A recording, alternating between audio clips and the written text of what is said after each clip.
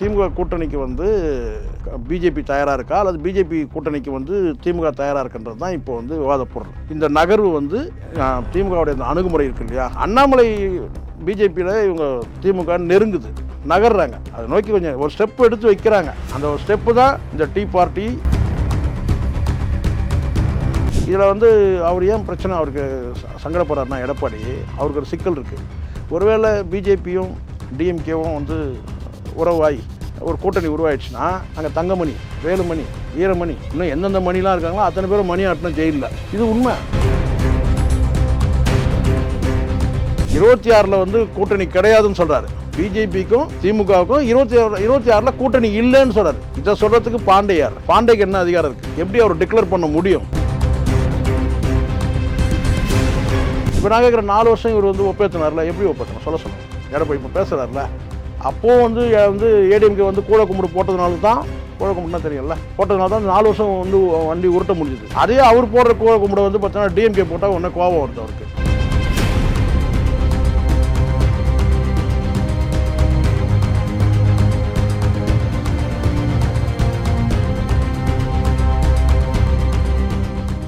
ரேலோன் நேயர்களுக்கு வணக்கம். இன்றைய நேர்களுக்காக நம்முடன் நினைக்கிறார் மூத்த பத்திரிகையாளர் திரு சேகுவேரா ஜெய்சங்கர் அவர்கள். வணக்கம் சார். வணக்கம் சார். வணக்கம். 100 ரூபாய் காயின் வெளியீட்டு விழா வச்சு இங்கே பெரிய அரசியல் பூகம்பமே ஒன்று வெடிச்சிருக்கு. இந்த ஃபங்க்ஷனில் நடந்ததை வச்சு எடப்பாடி அவர்கள் கள்ள உறவில் இப்போ யார் இருக்காங்கன்னு சொல்லிட்டு இப்பயே தெரியுது, பாஜகவும் திமுகவும் தான் கள்ள உறவில் இருக்காங்க அப்படின்னு சொல்லிட்டு எடப்பாடி ஒரு விஷயத்தை சொல்கிறாரு. இதுக்கு எதிர்வினையாக ஸ்டாலின் அவர்களும் பல விஷயங்களை சொல்லியிருக்காரு. மத்திய அரசை எடுத்து நடத்துகிற விழா, அதனால் இங்கே வந்து அமைச்சர் தான் வந்து பண்ணுவார் அப்படின்ற ஒரு விஷயம் சொல்கிறார். இது ஒன்றும் தெரியாத மட சாம்பிராணியா அப்படின்ற மாதிரி, மண்டையில் மூளையே இல்லை என்ற விஷயத்தையும் பதிவு பண்ணி இவர் சொல்லியிருக்காரு. இது எப்படி பார்க்குறீங்க? யாருக்கு மண்டையில் மூளையில்? இபிஎஸ்க்கு. இந்த 2 பேருடைய விமர்சனங்களையும் நான் பார்க்குறேன். இபிஎஸோட விமர்சனமும் பார்க்குறேன், அண்ணாமலை அவருடைய விளக்கத்தையும் நம்ம பார்க்குறோம். இங்கே பேச வேண்டியவங்களே யாருன்னு கேட்டிங்கன்னா டிஎம்கே தான் பேசணும், சரிங்களா? இப்போ இதுக்கு வந்து அண்ணாமலை வந்து இவர் சொல்கிறாரு, இந்த டீ பார்ட்டியில் கலந்து கூட அண்ணாமலையோட ரெக்கமெண்டேஷன் தான் டிஎம்கேயில் இருக்கவங்க போய் கலந்துக்கிட்டாங்க அப்படின்னு சொல்லிட்டு சொல்கிறாங்க. எடப்பாடி வந்து 2த்தையும் பிரித்து போக சொல்கிறார். தமிழ்நாடு அரசு வேறு, கட்சி வேறு, அப்படி திமுக வேறு, தமிழ்நாடு அரசு வேறுன்னு சொல்லி தனித்தனியாக பிரிக்கிறீங்க. 2மே ஒன்று தானே. அப்போவும் தலைவர் யார்? திமுக தலைவர் வந்து ஸ்டாலின் தானே. அவர் வந்து அப்போ டீ பார்ட்டிக்கு போகலை, இப்போ வந்து டீ பார்ட்டிக்கு போகிறாங்கன்றார். இப்போ பிரச்சனை என்னென்னா, அண்ணாமலை தான் வந்து இவங்களை வந்து ரெக்கமெண்ட் பண்ணி இழுத்துன்னு போயிட்டாங்கன்னு சொல்கிறார். வெறும் டீ பார்ட்டிக்கு போனதை விமர்சனம் பண்ணியிருந்தால் கூட அது திமுக தான் பதில் சொல்லியிருக்கோம். ஆனால் திமுக வந்து பார்த்தீங்கன்னா அண்ணாமலை தான் வழி நடத்தி கூப்பிட்டு போனார் அதாவது டீ பார்ட்டிக்குன்னு சொல்கிறது தான், அதுதான் அங்கே வந்து சர்ச்சை ஆகுது. அதை கடந்து பல விஷயங்கள் வந்து விளக்கம் தராரு அண்ணாமலைன்னு வச்சுக்கோங்களேன். இப்போ வந்து வெளிப்படையாக கேட்கக்கூடிய இங்கே இது எல்லாமே அப்படியே மறைமுகமாக பூசின மாதிரி, ஈயம் பூசின மாதிரி, பூசாத மாதிரி இங்கே மழுப்பலாக பேசிகிட்டு இருக்கிறாங்க. திமுக கூட்டணிக்கு வந்து பிஜேபி தயாராக இருக்கா அல்லது பிஜேபி கூட்டணிக்கு வந்து திமுக தயாராக இருக்குன்றது தான் இப்போ வந்து விவாத பொருள்.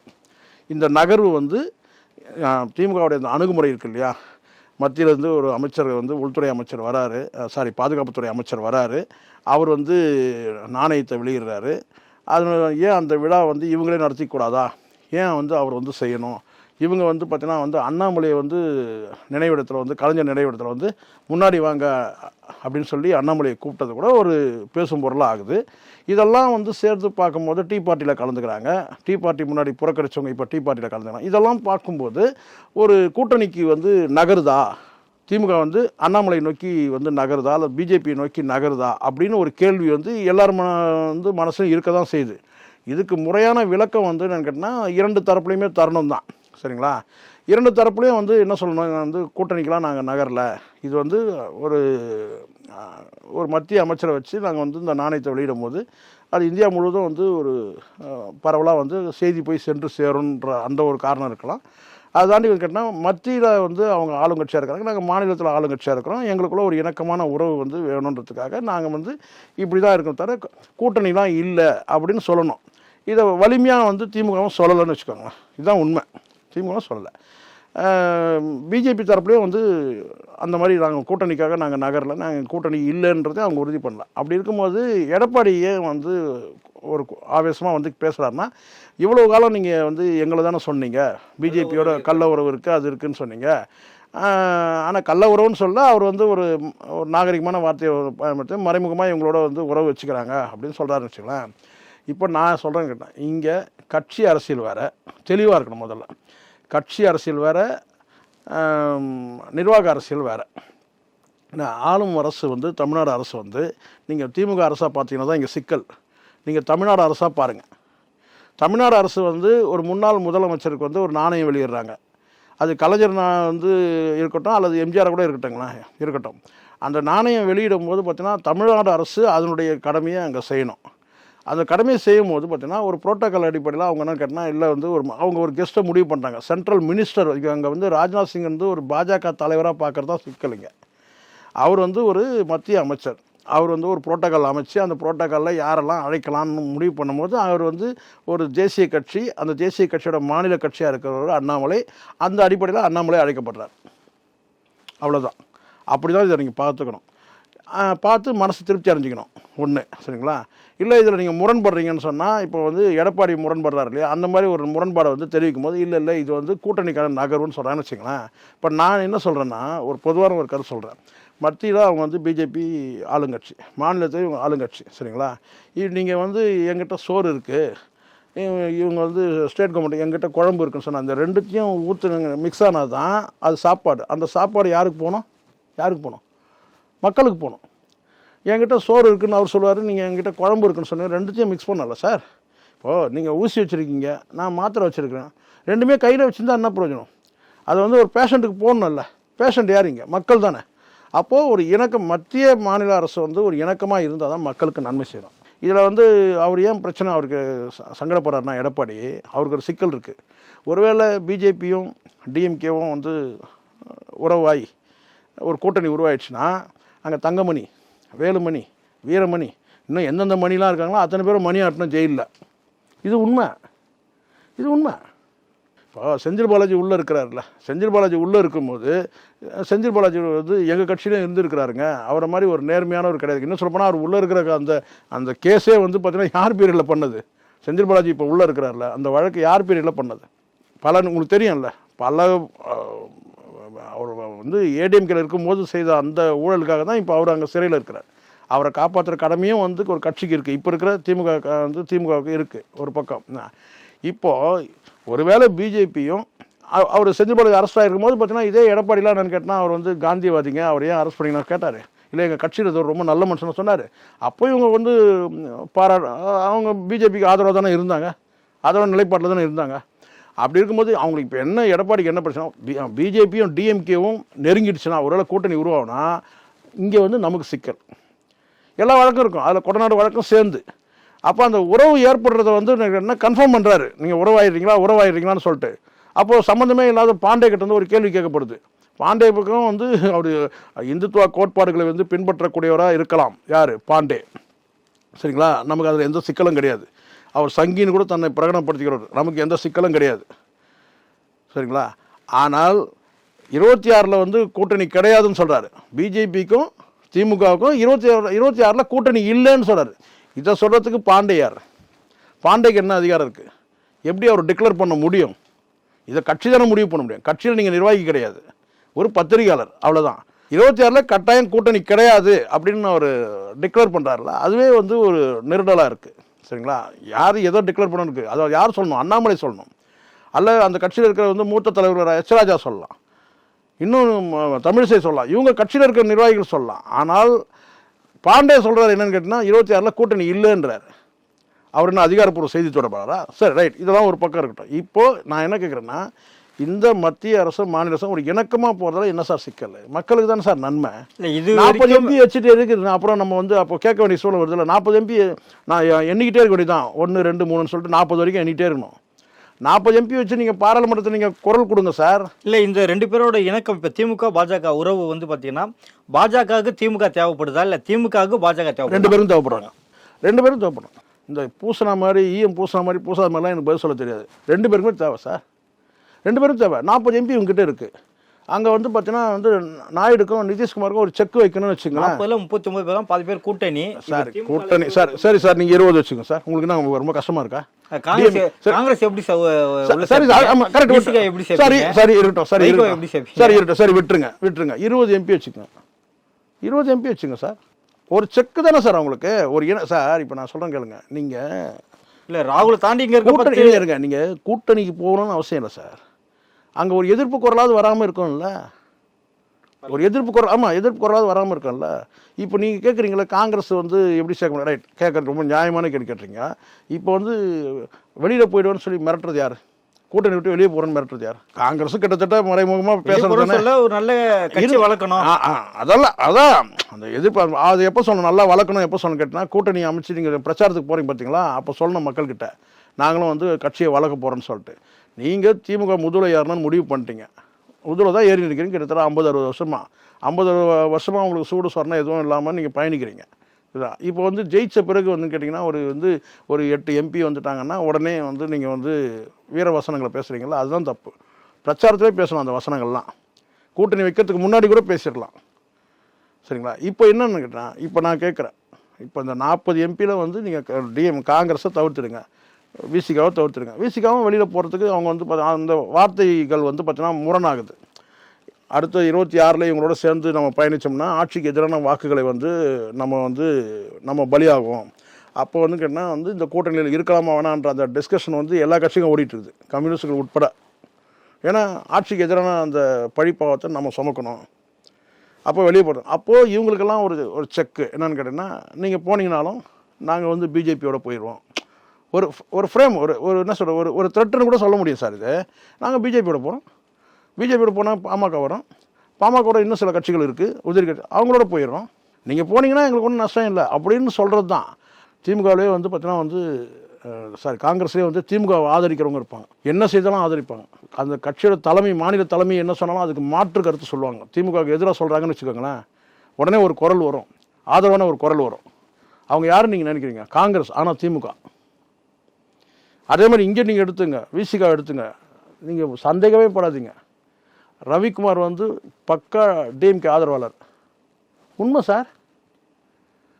விசிகாவில் அவர் வந்து பார்த்தீங்கன்னா விசிகா, ஆனால் வந்து திமுக, விசிகாலேயும் திமுக அணி அவர்.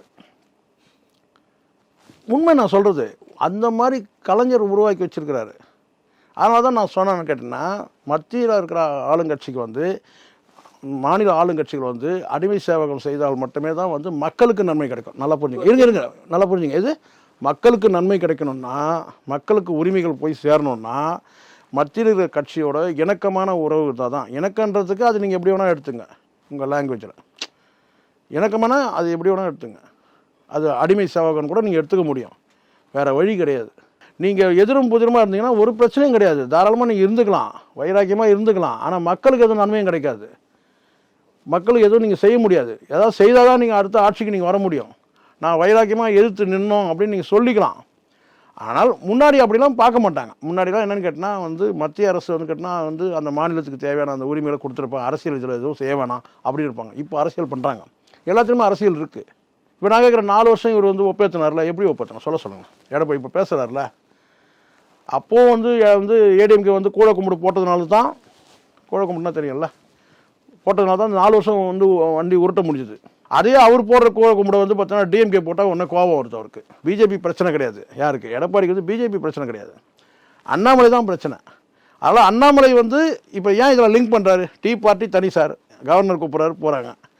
ஆனால் வந்து நீங்கள் சொல்லலாம், இந்த விழாவுக்கு ஏங்க வந்து அண்ணாமலை வந்தார், அழைக்கப்பட்டார், இது வந்து ராஜ்நாத் சிங் வந்தார்னா அவர் மத்திய பாதுகாப்புத்துறை அமைச்சர், இவர் ஏன் வந்தார்னு கேட்டால் கூட பரவாயில்ல, அது கூட ஒரு கேள்வியாக வச்சுக்கலாம். அது ப்ரோட்டோக்காலில் அவங்க ஃபிக்ஸ் பண்ணுறது தான் வச்சுக்கிறாங்க. டீ பார்ட்டிக்கே இவர் தான் வந்து கூட்டு போன, அண்ணாமலை தான் கூட்டு போனா சொன்னார்னா, அவருடைய உள்ளத்தில் இருக்கிற அந்த எடப்பாடி உள்ளத்தில் இருக்கிற அந்த வன்மம் தெரியுது. என்னென்னு கேட்டால் யாரோட ஒன்று இணையலாங்க, ஆனால் அந்த அண்ணாமலை கூட போயிட்டு நீங்கள் வந்து கை கொடுக்கறது ஜீர்ணிக்க முடியல. யார் முதலமைச்சர் வந்து அண்ணாமலை கிட்ட வந்து நெருங்கி போகிறத விரும்பலை. ஆனால் அவங்க நெருங்கி போகிறதுல அரசியல் இருக்குது, நெருங்கி போகிறதுல ஒரு அரசியல் இருக்குது. திமுக வந்து அண்ணாமலையான வந்து பிஜேபி, அண்ணாமலை தலைமையிலான பிஜேபியோட நெருங்கி போகிறதுல ஒரு அரசியல் இருக்குது.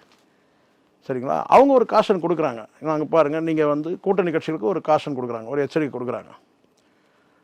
இப்படியும் எங்களுக்கு அரசியல் பண்ண தெரியும். ரெண்டாவது அவர் மூலமாக என்னென்னு கேட்டால் பல சிக்கல்கள் இருக்குது எதிர்காலத்தில், அதையும் கூட இணைச்சி பார்க்கலாம், தப்பு ஒன்றும் கிடையாது. ஏற்கனவே செந்தில் பாலாஜி உள்ளே இருக்கிறாரு, இன்னும் 2 பேர் வந்து பார்த்தீங்கன்னா தொங்கிக்கிட்டே இருக்குது.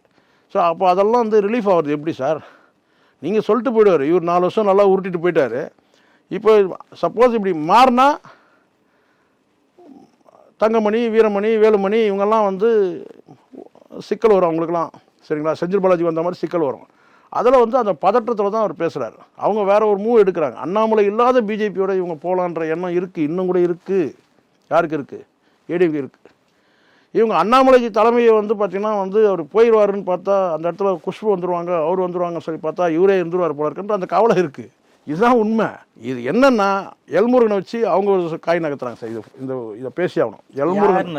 எல்முருகனை வச்சு மையப்படுத்தி இப்போ திடீர்னு வந்து குஷ்பு வந்து அந்த பதவியை ராஜினாமா பண்ணிட்டு வராங்கல்ல, எதை நோக்கி வராங்க? யார் கொண்டு வராங்க? முருகனை மையப்படுத்தி ஒரு அரசியல் இருக்குது சார், சரிங்களா? அண்ணாமலை மையப்படுத்தி ஒரு அரசியல் இருக்காங்க, இல்லாமலாம் கிடையாது. அண்ணாமலை பிஜேபியில் இவங்க திமுக நெருங்குது, நகர்றாங்க, அதை நோக்கி கொஞ்சம் ஒரு ஸ்டெப் எடுத்து வைக்கிறாங்க.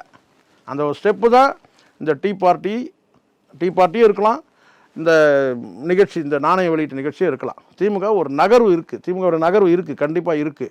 அது வந்து ஸ்மார்ட் மூவ் அது. ஏன்னா மக்களுக்கும் நன்மை கிடைக்கணும், அதே சமயத்தில் வந்து இங்கே வந்து 26 தேர்தலில் வந்து இவங்க வந்து வெற்றின்ற அந்த 200 சீட்டுன்ற இலக்கு வச்சுருக்கிறாங்க. இது நல்ல மூவ், சரியான மூவ். நல்ல மூவ்னு சொல்ல முடியாது, சரியான மூவ் இது. ஆனால் அங்கே வைக்கும்போது இன்னொரு பக்கம் இங்கே இருக்கிற கூட்டணிகள் வந்து சலசலப்பாகுது. இந்த கூட்டணிகள் வந்து மாறும், இடம் மாறுன்னா ஈக்குவல் பலம் உள்ள கூட்டணியாக அந்த கூட்டணியும் மாறும். அங்கே பாட்டாளி மக்கள் கட்சி இருக்குது, இன்னும் சில வந்து கட்சிகள் இருக்கும்போது அங்கே வந்து ஒரு வலிமை இருக்குது. இது எல்லாத்தையும் தாண்டி விஜயோட அரசியல் மட்டும் விஜய்க்கு வந்து பார்த்திங்கன்னா விஜயோட அணி சேர்றதை வந்து பார்த்திங்கன்னா வந்து ஒருவேளை விஜயோட அண்ணாமலை அணி சேர்ந்தால் சிக்கல் அதிகமாகிடும். யாருக்கு? திமுகவுக்கு. அதனால் இந்த சமயத்தில் இப்படியான ஒரு மூவ்ன்றது வந்து சரியான மூவ் தான்.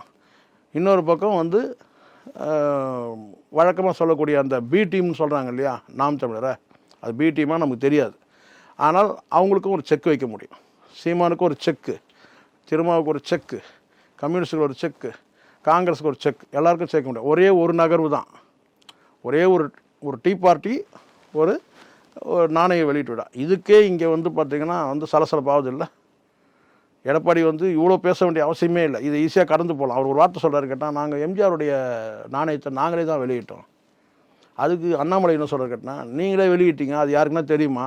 அதே ராஜ்நாத் சிங் வெளியிடும் போது பார்த்திங்கன்னா வந்து இந்தந்த மேகசைனில் வந்து ஹெட்லைனில் வருது, அது ரொம்ப கவனிக்கணும்.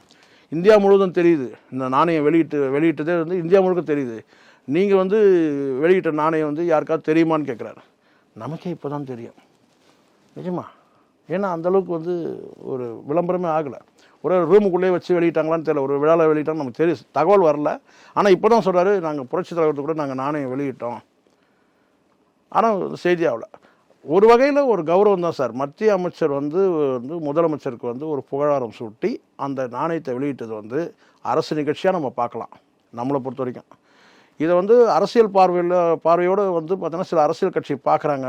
இது வந்து பார்த்திங்கன்னா இந்த நகர்வு வந்து எதை நோக்கின்னு கேட்டிங்கன்னா, இது வந்து 2 தரப்புலையுமே ஒரு ஸ்மார்ட் மூவ் தான். இது பிஜேபி தரப்புலையும் சொல்கிறேன், டிஎம்கே தரப்புலையும் ஸ்மார்ட் மூவ்னு சொல்கிறேன், அவ்வளோதான். இது 26 இவங்க கூட்டணி சேருவாங்களான்னு கேட்டால் அதெல்லாம் சொல்கிறதுக்கு நம்ம பாண்டே கிடையாது. நடப்பு அரசு குறித்து பல்வேறு கருத்துக்களை மிக்க நன்றி சார். நன்றி.